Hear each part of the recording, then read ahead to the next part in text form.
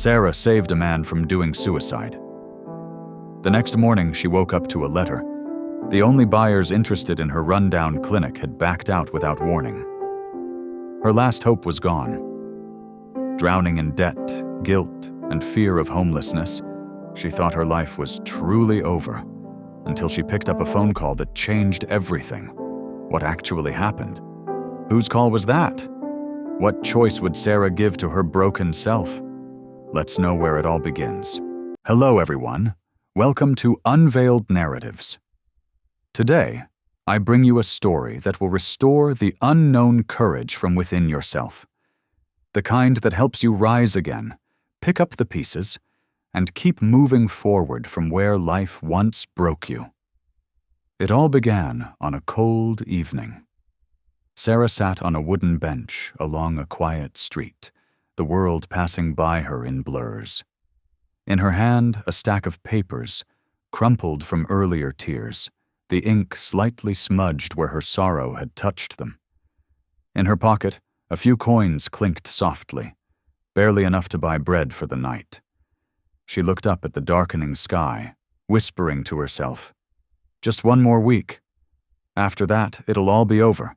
The clinic will be sold, I'll pay the rent, and maybe I can finally breathe again." But even that fragile hope was built on broken memories.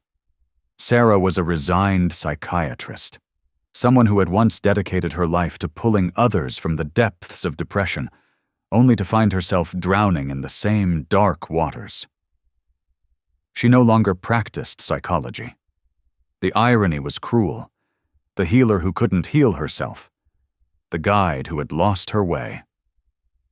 Suddenly, a wave of flashbacks hit her. Too hard, too fast. Her chest tightened. Her vision blurred. Tears streamed down her face as she clenched the papers, almost crushing them before realizing what she held. She gasped and quickly tried to straighten them. Some of the ink had smudged from her tears. She wiped it gently and folded the papers back, placing them into her coat pocket like a fragile piece of her last hope.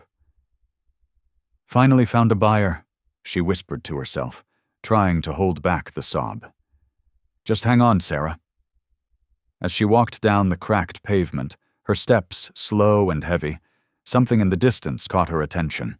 Shouts, gasps, a crowd gathering. Curious and concerned, she stepped closer. People stood with their eyes fixed on the top of a nearby building, their faces painted with horror and helplessness. She followed their gaze. And there, at the edge of the rooftop, stood a man. Pale, still, defeated. Ready to jump. Something in Sarah froze. And then, something else inside her broke loose. Images flashed in her mind, the patient she couldn't save, the screams in her nightmares, the guilt that haunted her like a shadow. Her heartbeat raced, but a voice within her rose louder than the fear. "Maybe this is your chance, Sarah. One last chance." Without thinking, without waiting, she rushed up the stairs, her feet trembling as they climbed faster than her doubts. 2 years of suppressed grief propelled her forward. Perhaps this was her moment of redemption, or perhaps it was her chance to join him in the darkness. At the terrace, she found him, standing on the very edge, eyes hollow, the wind playing with the end of his coat like death's whisper. "Hey, you there," she called softly. The man flinched and turned slightly. "Don't come closer. Don't try to save me," he warned, his voice cracking. "I don't deserve this life. I've ruined everything." Sarah didn't move closer. She didn't plead or cry. She just spoke, gently, firmly. "I'm not here to stop you. I don't even know your name, and I know you won't remember mine either. I'm nobody, just like how you feel right now. But before you decide, hear me once. Not from your ears, but from wherever your last strength still lives." The man stared at her, breath held. "You're inside the pain right now, trapped. But for just a moment, step outside it. Think of yourself like a character you created. Would you let that man fall? Would you allow the version of you that built dreams, fought storms, and kept going to just end like this?" She paused, her own voice trembling with the weight of words she wished someone had spoken to her. Think from outside this moment, outside this time. Maybe you don't deserve this life, but make yourself deserve it. Maybe there are details you've left out, details that could save you. If you truly want to jump, I won't stop you. It's your choice. But before that, give yourself one last chance. The same way I'm giving myself. The man blinked. Something cracked inside him. Not a bone, but something buried deeper. A part of him he thought had already died. Her words didn't just echo in his ears. They stirred through his mind, settled into his chest, and rang deep in his soul. He wasn't just listening with his ears this time. He was listening with his heart, with every fiber of his being that still remembered what it felt like to hope. For a few moments, no one spoke, just the sound of the wind, and two broken people standing on the edge of everything. Then Sarah slowly turned around. "That's all I had to say," she whispered, walking toward the stairs. She didn't wait for his response. She couldn't bear to witness either his fall or his salvation. Both outcomes would shatter what remained of her heart. Behind her, silence. And then, the soft shuffle of shoes against gravel. The man had stepped down. "Wait," he called out, almost breathless. "Ma'am, I don't know who you are, but I think you just told me something I didn't know I needed to hear. Thank you." But when he looked around, Sarah was gone. She didn't stay for applause or answers. She didn't even wait to see if he'd changed his mind. She just descended the stairs, step by step, the silence behind her saying more than words ever could. Perhaps she was too afraid to face the possibility that her words might not have been enough, that instead of saving one life, she might witness two ending. She reached her home, breathless, slammed the door shut, and collapsed onto the bed. The sobs returned, harder now, louder. 2 years' worth of grief spilled out of her like a dam breaking. The flashbacks came rushing back, the patient she couldn't save, the screams that haunted her sleep, the depression that had consumed her for 2 years. She felt like she was back to square one, trapped in the same box of pain she'd tried so desperately to escape. She thought she'd moved on, but saving a stranger had brought her back to the same darkness she'd buried so deep. Only this time, something felt different. In trying to pull him from the edge, she had found a voice she thought she'd lost forever. And perhaps, in the morning light, she would discover that sometimes the act of saving others is the first step toward saving ourselves. The cold evening had ended, but Sarah's story was just beginning. The next morning felt like a continuation of the night. Sarah opened her eyes to the dull light of dawn seeping through the curtains. Her stomach ached. Empty again. She had cried herself to sleep, the exhaustion stitched into her bones. Her head throbbed, her body sluggish, but she forced herself out of bed. The dizziness hit her as she stood, a reminder that she hadn't eaten properly in days. She dragged herself to the kitchen, made a bitter cup of black coffee, and sat by the window in silence. There was no choice. She had to get up. She had to face another day, even when every fiber of her being wanted to surrender. She pulled open the door to retrieve the newspaper, but instead found something else. An envelope on the doormat. Her breath caught in her throat. The name in the corner. Mr. Oswald. She recognized it instantly. He was the buyer whose manager had just yesterday confirmed interest in buying her clinic. With sudden urgency, she tore the seal open, ignoring her untouched coffee as it cooled in her hand. Her eyes scanned the letter hurriedly. "We're sorry, Miss Sarah. but we have decided not to move forward with the acquisition of your clinic. Due to unforeseen circumstances, the deal is terminated. We apologize for the sudden change of decision." Her hands trembled. The letter slipped from her grip. The cup fell, shattering across the floor, coffee spilling like blood from a wound. She stared at the mess, but she didn't move. She couldn't.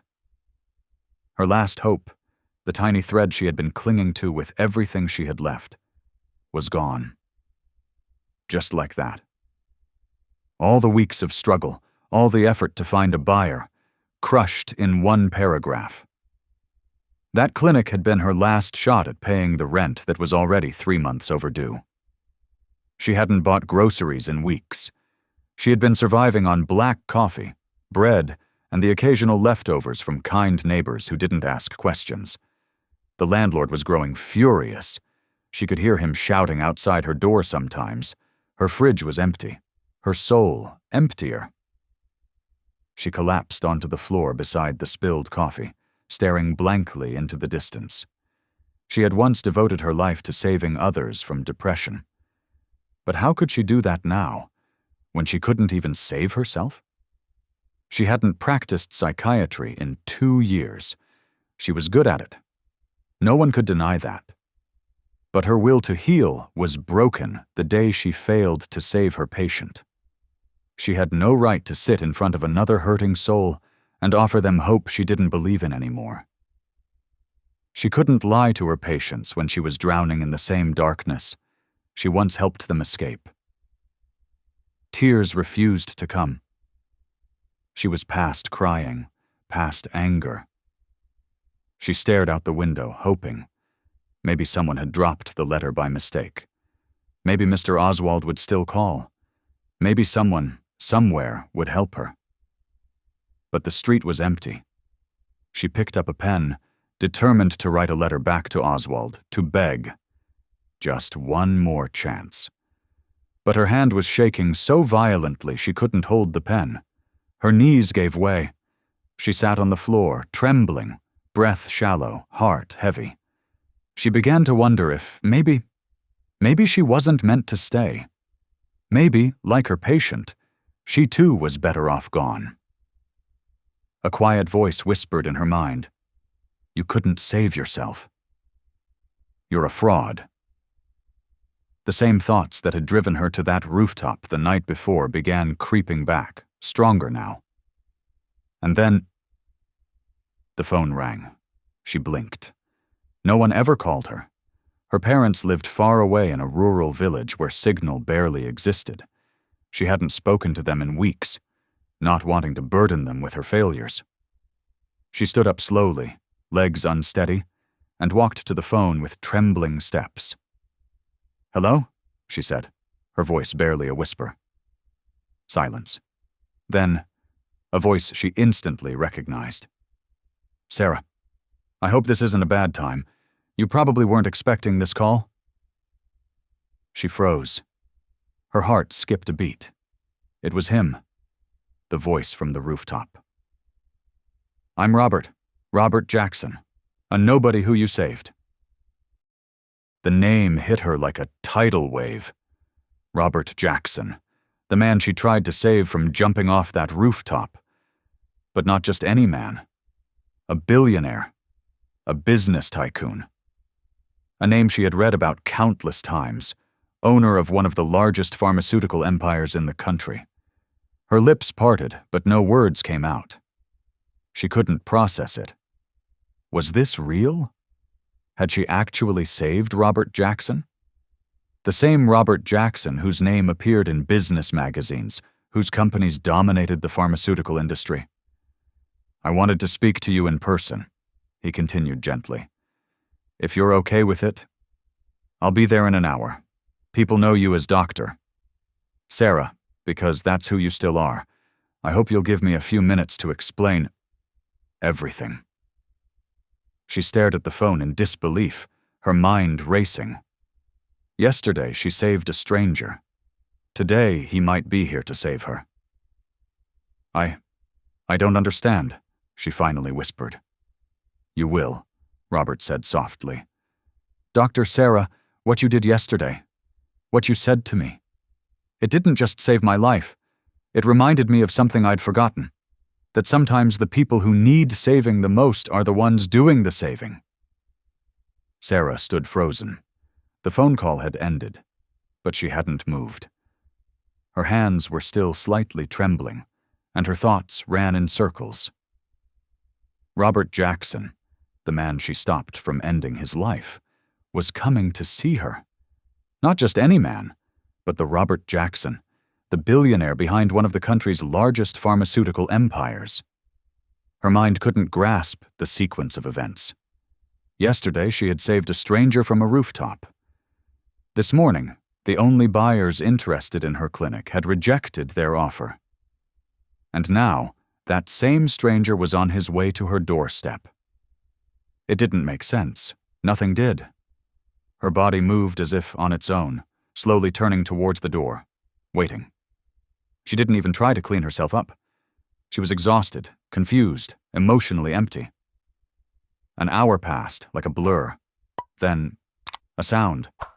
Several sleek, black luxury cars pulled up outside. Her heart skipped a beat. And there he was. Robert Jackson. Alive. Standing in front of her house, holding a bouquet of fresh flowers and an envelope in his hand. He walked up to her with a calm smile and said, "Hello, Sarah. Or should I say, Doctor?" Sarah. "I'm sorry I didn't get to say everything yesterday, but the reason I'm standing here today with everything I have is you. Can we talk?" Sarah nodded, barely, still stunned. She stepped back, motioning him in. But the moment she turned toward the living room, her face flushed with embarrassment. The shattered coffee cup from earlier still lay on the floor, cold liquid pooled around ceramic shards. Before she could even apologize, she dropped to her knees to clean it. But to her disbelief, Robert kneeled beside her and began picking up the pieces too. "Wait, what are you doing?" she asked, stunned. "You don't have to." "It's okay," Robert said gently. "It can all be cleaned up." The way he said it, she wasn't sure if he meant the mess on the floor or the mess in her life. She stopped, let the shards lie there, and walked with him into the drawing room. The sofa was old, one arm loose, the cushion torn, but Robert didn't flinch. He sat down as if it were a palace seat, calm and composed. "Please, sit," he said. "I owe you so much more than thanks." Sarah sat slowly, barely able to meet his eyes. "I wanted to thank you yesterday," he began, "but you left before I could say anything. After you walked away, I realized something. If I had jumped, I wouldn't have just ended my life. I would have proved you right, that you couldn't save anyone." Sarah blinked, her throat tightening.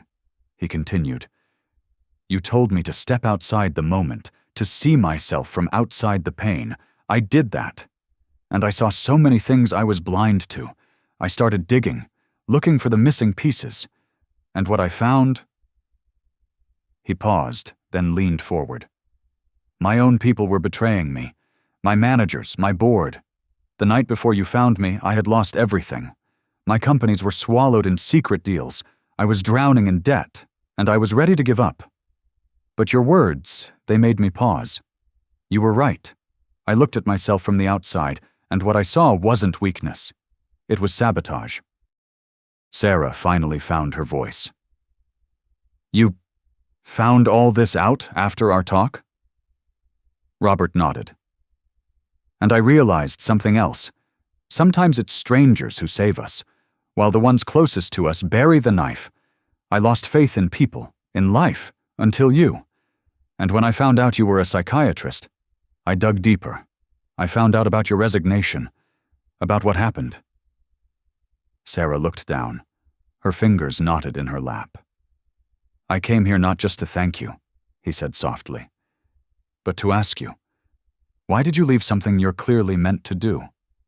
Why give up on something that saves lives, when you just saved mine?" Tears welled in her eyes. For a few long seconds, she didn't say anything. Then, barely above a whisper, she replied, "Thank you for coming. I don't know what to say. I have no words to defend myself. I'm scared. I'm broken. I ruined everything." "You didn't ruin anything," Robert said gently. "You were good at what you did. Why did you stop?" Sarah inhaled shakily. "If you're asking this much, I'll tell you the truth." She took a deep breath. Her name was Emma, 15 years old. Abused at home, bullied at school, her parents. They were supposed to love her, but instead they tore her down. She came to me for help, and I gave her free sessions. I believed in her. I saw her strength, her beauty, her potential. A sob escaped her. The last time I saw her, she said she was ready to fight back. She even smiled. I thought she was going to be okay. But the next day I got a call from her school. She'd taken her own life. Tears streamed down her cheeks as she lowered her head. I failed her. I failed myself. If I couldn't save her, how could I keep helping others? I couldn't live with that guilt. I resigned. I locked the clinic. I shut everything down. And now I'm just here, drowning in rent, broken memories, and nothing else. Her shoulders shook. She hid her face behind her hands. Robert handed her a glass of water. "Sarah," he said softly, "if something bad happens, does that mean you stop doing good things? You saved my life yesterday. Why did you come all the way up that building for a man you didn't even know?" Sarah sniffled, voice low. Something inside me said, maybe it's my last chance. Maybe if I help him, I'll help myself too, but I don't think it worked. Robert smiled gently. But it did. Sarah looked up, eyes wide and wet. You were healed the moment you ran up those stairs to stop me. You fought back, Sarah. You chose to act. And that moment, that second, was the moment you saved not just me, but yourself. "I'm sorry you got that rejection letter this morning," he said. "I know it hurt. That's why I spoke to Mr. Oswald personally. I bought your clinic." Sarah's mouth opened slightly, but no words came. "You said your words couldn't save anyone. But they saved me. And by saving me, you saved yourself. That moment, when you told me to think outside the pain, that was your moment too. That was the moment you stepped out of your own darkness." He paused and opened the envelope. "I'm sorry you received that letter this morning. Mr. Oswald no longer owns your clinic." Sarah stared, confused. "I bought it. I had to. Not to tear it down, but to rebuild it. For you." Her eyes widened. "I want you to come back, Sarah. The world needs more people like you. I need people like you. You've already proved you can save lives. I'm living proof." He stood up. "If your heart says yes, that clinic is yours. If your fear says no, then I guess I'll leave with the bouquet." He turned. Sarah stood too, watching him walk toward the door. Just before he left, she turned her eyes toward the bouquet sitting on the table. Beautiful, alive, real. A quiet smile curved across her lips, tears still wet on her cheeks. And somewhere in her heart, something whispered, "You saved him. Now it's time to save yourself." Sarah stood still in the center of the room, the silence thick after Robert had gone. Her eyes remained on the bouquet, bright, fresh, and full of life. She hadn't seen color like that in her world for a long time. It felt out of place in her dim apartment, like a message from another life. Something stirred in her. Not hope, not yet. But curiosity and the slightest tug of will. She reached towards the envelope still tucked inside the bouquet. Gently, she pulled it free. Her hands trembled again, not from fear this time, but from the fear of possibility, the kind she hadn't allowed herself to feel in years. She opened the envelope slowly. Inside was a handwritten note. "A second chance isn't a gift, it's a door. You opened mine yesterday. This one is yours. The clinic is waiting, for you only if you're ready. Robert." Underneath it was a set of documents: legal transfer of ownership, confirmation of restoration support, and a handwritten letter to the landlord to clear her pending rent, all signed and sealed. Sarah sat down slowly, her legs giving out as she clutched the papers to her chest. For the first time in 2 years, she didn't cry from pain. She cried because someone believed in her again. 3 days later. The building stood just as she remembered, aged but familiar. Her clinic, her place of once purpose. Only now, the outer door was freshly painted, and the small signboard that once had her name faded in rust was polished and put back. As she stepped inside, the smell of clean wood and fresh paint hit her. Everything was being prepared for her, not redesigned, not replaced, just restored. Just like her. Thank you for listening to this story. If you enjoyed it, please don't forget to like, share, and subscribe to Unveiled Narratives. Your support helps us continue bringing you these inspiring tales of human kindness and unexpected connections. See you in the next story, where ordinary people discover that extraordinary things can happen when we choose compassion over indifference.